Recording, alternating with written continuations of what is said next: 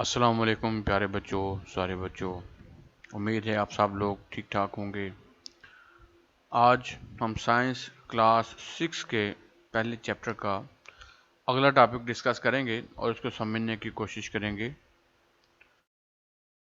इससे पहले हम इसकी इब्तदाई चीज़ें डिस्कस कर चुके हैं कि सेल क्या है, इसके अंदर कौन कौन सी चीज़ें हैं। अगर उसकी तफसील आपको चाहिए तो आप चैनल पे पढ़े दूसरे जो इसके टॉपिक्स हैं वो देख सकते हैं। और अगर आप 6 क्लास से लेके अबव किसी भी क्लास में हैं और आपको किसी भी सब्जेक्ट में गाइडेंस चाहिए तो ये चैनल आपके बहुत काम आएगा। और आप चैनल को सब्सक्राइब कर दें, वीडियो को करके लाइक कर दें और घूमें फिरें इस चैनल पे, इंशाल्लाह आपको बहुत सारी मालूमात मिलेंगी। तो आगाज़ करते हैं। आज हमारा टॉपिक है animal cell and plant cell. Cell क्या होता है, इसमें क्या क्या है, ये तो हमने पढ़ लिया।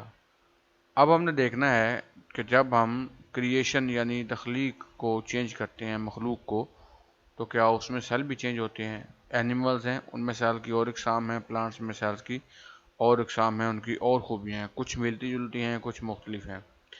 तो स्टार्ट करते हैं। Animal cells and plant cells are similar in many features, but a few differences are also present. Animal cells यानी जानवरों के सेल्स एंड प्लांट सेल्स यानी पौधों के सेल, ये काफ़ी हद तक एक दूसरे से मिलते जुलते हैं, लेकिन इनमें कुछ चीज़ें एक दूसरे से मुख्तलिफ भी हैं। There are many parts in a cell. एक सेल के अंदर कई हिस्से हैं, क्योंकि जैसे जैसे साइंस तरक्की कर रही है हम इस सेल के मज़ीद अंदर चीज़ें दरियाफ्त कर रहे हैं, डिस्कवर कर रहे हैं। और तब हमें पता चला है कि सेल के अंदर भी कई हिस्से हैं। A microscopic study of cell shows different parts in animal and plant cells. जब हम माइक्रोस्कोप के ज़रिए इन सेल्स को देखते हैं, क्योंकि आम आंख से तो हम इनको देख ही नहीं सकते, तो माइक्रोस्कोप के जरिए इनको देखते हैं, चाहे वो प्लांट सेल्स हों या एनिमल सेल्स हों, उसके बहुत सारे हिस्से होते हैं। अब इसमें दो इसने फिगर्स दी हैं, एक 1.3 ए है और दूसरी 1.3 बी है। एक में एनिमल सेल्स के बारे में बताया गया है और एक में प्लांट सेल्स के जो हिस्से हैं उनके बारे में बताया गया है। एनिमल सेल्स में न्यूक्लियस ये है सेंटर में, प्लांट सेल में भी न्यूक्लियस है, सेंटर में नहीं है लेकिन है।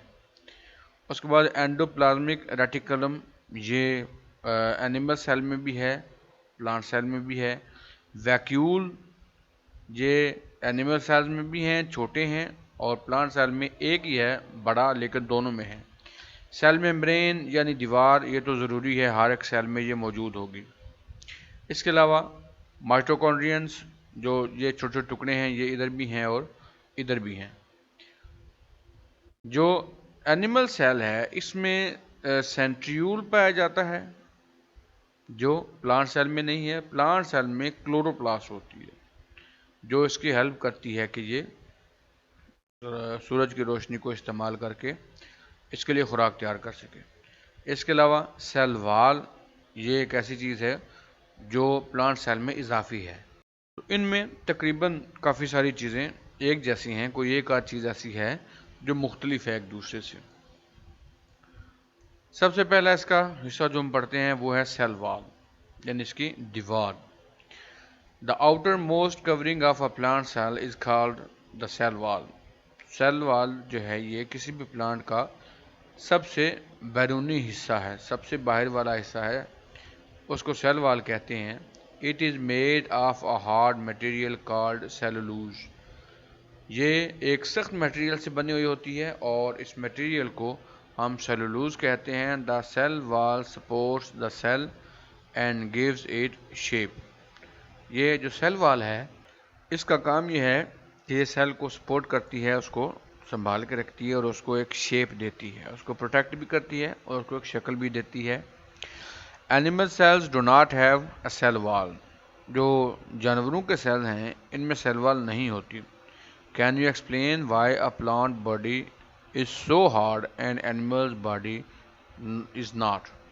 तो क्या आप बता सकते हैं कि एक जो प्लांट की बॉडी है वो बड़ी सख्त होती है और एक एनिमल सेल्स की जो बॉडी है वो सख्त नहीं होती। उसकी एक बड़ी वजह सेल वाल भी हो सकती है, क्योंकि अभी हमने पढ़ा है कि ये एक सख्त मटेरियल से बनी होती है जो इसको प्रोटेक्ट भी करता है, इसकी हिफाजत भी करता है और इसको एक शेप भी देता है। दूसरी चीज़ है इसमें cell membrane. The outer most covering of an animal cell is called the cell membrane. एक एनिमल सेल की जो सबसे बैरूनी दीवार है इसको सेल मेम्ब्रेन कहते हैं। In plant cell it is present next to the cell wall. ये प्लांट सेल में भी होती है, लेकिन ये जो उसकी सेल वॉल है उसकी अंदरूनी साइड पे होती है, सबसे बाहर उसकी सेल वॉल होती है। लेकिन जो जानवर हैं उनके सेल में सबसे बाहर सेल मेम्ब्रेन होती है। The cell membrane controls the movement of materials and out of the cell. इसका काम ये होता है कि जो मटेरियल सेल से इन होते हैं या आउट होते हैं ये उनको कंट्रोल करती है। जो हमारा प्लांट सेल है उसमें क्योंकि ऐसा फंक्शन कोई नहीं होता, इसलिए उसके ऊपर सेल वॉल है जो हर चीज़ को रोक के रखती है। जानवरों के अंदर मटेरियल्स क्योंकि इन आउट होते हैं इसलिए सिर्फ सेल मेम्ब्रेन होती है जो इस चीज़ को अलाउ करती है। पॉइंट टू थिंक, सोचने की बात क्या है। Many tiny holes are present in cell membrane. What is the purpose of these holes. जो सेल मेम्ब्रेन है ये जो एनिमल सेल्स के बाहर वाली दीवार है इसे सेल मेम्ब्रेन कहते हैं। इसमें बहुत सारे छोटे छोटे सुराख होते हैं। What is the purpose of these holes. इन सुराखों का क्या मतलब है। तो अभी हमने पढ़ा है कि cell wall controls the movement of materials in and out of the cell, कि ये बहुत सारे मटेरियल्स को सेल के अंदर आने और से बाहर जाने में मदद देती है। तो यही इन छोटे छोटे जो सुराख हैं, होल्स हैं, इनका मकसद है।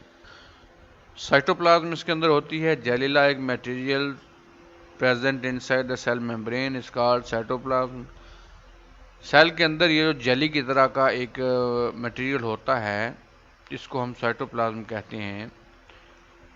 और it contains water and other chemical substances. इसमें पानी और दूसरे केमिकल होते हैं। Many cell organelles tiny cell structures are present in it. इसके अंदर मज़ीद छोटे छोटे स्ट्रक्चर्स होते हैं।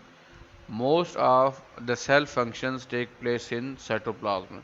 तो अक्सर जो फंक्शंस हैं वो इसके साइटोप्लाज्म है उसके अंदर वकूअ पज़ीर होते हैं, इसके अंदर ही होते हैं। अब सेल ऑर्गेनल्स पढ़ते हैं। पहला है इसका endoplasmic reticulum. It is a network of channel. इसमें कई चीज़ें शामिल होती हैं। The movement of materials in the sale tax place through the endoplasmic reticulum. इसके ज़रिए से जो चीज़ें आगे पीछे मूव करती हैं सेल्स के अंदर वो इसी की वजह से होती हैं। Mitochondria. Mitochondria are cell parts that provide energy to the cell. Mitochondria का काम ये होता है कि ये सेल को एनर्जी या ताकत देता है। Chloroplast are part of plant cell that contain chlorophyll. ये इसमें क्लोरोफिल से बना हुआ होता है chloroplast. They trap energy from the sun. ये सूरज से रोशनी हासिल करते हैं, ताकत हासिल करते हैं। Plants use the energy to make food. Plants इस एनर्जी से अपना फूड या अपनी खुराक तैयार करते हैं। Vacuoles store waste materials, water, air and food particles. Vacuoles का काम यह है कि जो वेस्ट मटेरियल्स होते हैं, नाकारा चीज़ें रह जाती हैं या पानी है, हवा है और दूसरे फूड पार्टिकल्स हैं, इनको स्टोर करते हैं। In plant cells a single large vacuole is present. Plant cell में एक ही बड़ा वैक्यूल होता है। But in animal cells many small vacuoles are present. Animal cells के अंदर कई छोटे छोटे वैक्यूल्स होते हैं और प्लांट सेल के अंदर एक ही बड़ा वैक्यूल होता है। Centrioles. Two centrioles are present near the nucleus of an animal cell. एक एनिमल सेल या जानवर सेल के करीब दो सेंट्रियोल्स होते हैं।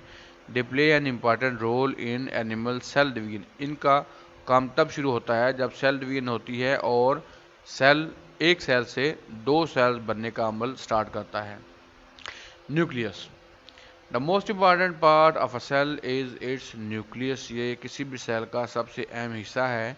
It controls all the activities of the cell. ये जितने भी काम होते हैं सेल्स के अंदर उनको ये कंट्रोल करता है। Therefore a nucleus is the control centre of a cell, तो ये किसी भी सेल का कंट्रोल सेंटर होता है। A thin membrane called nuclear membrane surrounds the nucleus, इस न्यूक्लियस के गिर्द एक पतली सी तह होती है जिसको सेल न्यूक्लियस मेम्ब्रेन कहते हैं।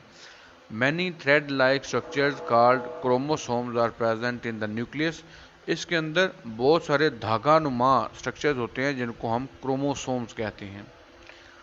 ये चीज़ यहाँ तस्वीर में दिखाई भी गई है, ये हमारा सेल है, ये इसकी ये एक न्यूक्लियस है, ये जो दीवार है ये इसकी न्यूक्लियस मेम्ब्रेन है, ये इसमें जो धागा नुमा चीज़ें हैं ये सारी इसकी क्रोमोसोम्स हैं इसके अंदर। Chromosomes pass on the characteristics of the cell to new cells, इसकी वजह से जो खूबियाँ हैं वो एक सेल से नए बनने वाले सेल में जाती हैं। The number of chromosome is fixed in every cell, एक सेल के अंदर क्रोमोसोम्स की तादाद, इन धागों की तादाद फिक्स होती है, कम या ज़्यादा नहीं हो सकती। अब ह्यूमन सेल हैज़ 46 क्रोमोसोम्स, एक ह्यूमन सेल या इंसानी सेल के अंदर 46 क्रोमोसोम्स होते हैं। पॉइंट ऑफ थिंक ये है, what would happen to a cell if we remove its nucleus, अगर हम किसी सेल में से उसका न्यूक्लियस निकाल दें तो क्या होगा, जो न्यूक्लियस काम करता है वो काम बंद हो जाएंगे। न्यूक्लियस क्या करता है, ये सारी एक्टिविटीज़ को कंट्रोल करता है, तो जब ये नहीं होगा तो उसकी एक्टिविटीज़ ही बंद हो जाएंगी, तो क्या वो सेल ज़िंदा रह सकेगा? ये सोचने की बात है। इसी चीज़ को मज़ीद समझने के लिए अब हम एक एक्टिविटी करते हैं। इसके लिए हमें एक चाहिए light microscope, prepared slide of human cheek cells, एक स्लाइड चाहिए जिसके ऊपर इंसानी चीक सेल्स यानी इंसान की गाल के सेल्स मौजूद हों। Prepared slide of onion cell, एक और स्लाइड तैयार चाहिए जिसके ऊपर प्याज के सेल्स या प्याज की एक तह रखी हुई हो। प्रोसीजर ये होगा, observe the slide of onion sales under the microscope, microscope के ऊपर रख के हम प्याज की स्लाइड को चेक करेंगे। Draw a diagram of one onion cell, अब उसमें से जो आप प्याज का एक सेल देख पाते हैं उसकी शक्ल बनाएंगे। आइडेंटिफाई एंड लेबल इस पार्ट्स, अब इसके पार्ट्स आप देखेंगे, पहचानेंगे और उनके नाम लिखेंगे।